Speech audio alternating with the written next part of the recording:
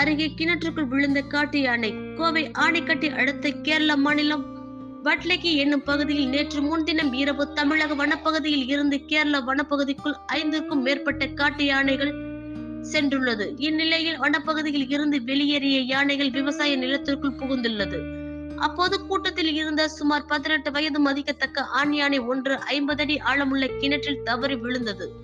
இதனை அடுத்த உடன் வந்த யானைகள் அதனை காப்பாற்ற தொடர்ந்து பிளிறியபடி அங்கு நின்றுள்ளது. இதனை பார்த்த அங்கிருந்த பொதுமக்கள் கேரள வனத்துறையினருக்கு தகவல் அளித்தனர். பின்னர் சம்பவ இடத்திற்கு சென்று வனத்துறையினர் இரவு நேரம் என்பதால் தண்ணீர் அதிகமாக இருந்ததாலும் காலையில் மீட்பு பணியை துவங்க வனத்துறையினர் முடிவு செய்தனர். இதனைத் தொடர்ந்து நேற்று காலை முதல் கிணற்றில் விழுந்த யானையை மீட்கும் பணி தொடங்கியது. ஜேசிபி உதவியுடன் கிணற்றில் பக்கவாட்டில் தோண்டப்பட்டு சுமார் 15 மணி நேர போராட்டத்திற்கு பிறகு கிணற்றில் விழுந்த யானை மீட்கப்பட்டது. தற்பொழுது அந்த யானை கோவை வனப்பகுதிக்கு இடம்பெயர செய்து தமிழக வனத்துறையினர் அந்த யானையை கண்காணித்து வருகின்றனர்.